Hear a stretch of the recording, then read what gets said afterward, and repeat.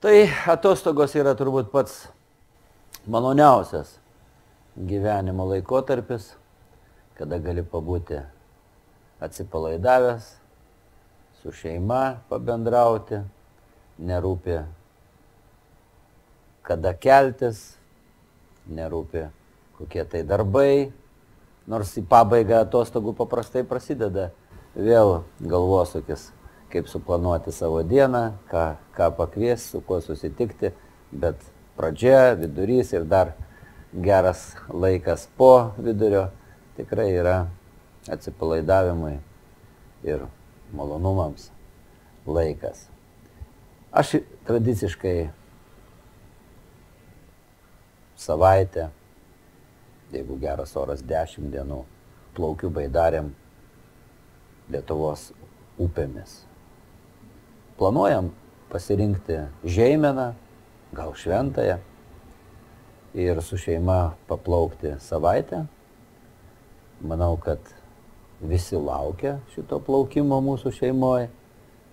Sūnus Arnas jau pasiekęs net kapitono pavaduotojo statusą, turi teisę degtukus saugoti, peilį, laužą kurti, jam tas labai patinka. Ir apskritai pabūt gamtoj, susiliet su gamta yra labai smagu.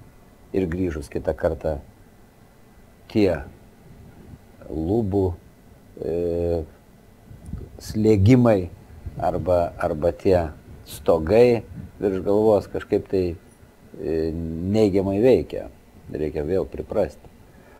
Bet galvoju dar kartu pasižiūrėti ir kaip mūsų paupės, ar atlaisvintos viešajam naudojimui, kaip mūsų tvarkomos paupės, ar nėra kokių tai tvorų, kemsynų, krūmynų, ar tikrai yra sudarytos sąlygos žmonėms ilsėtis ir naudotis viešu turtu.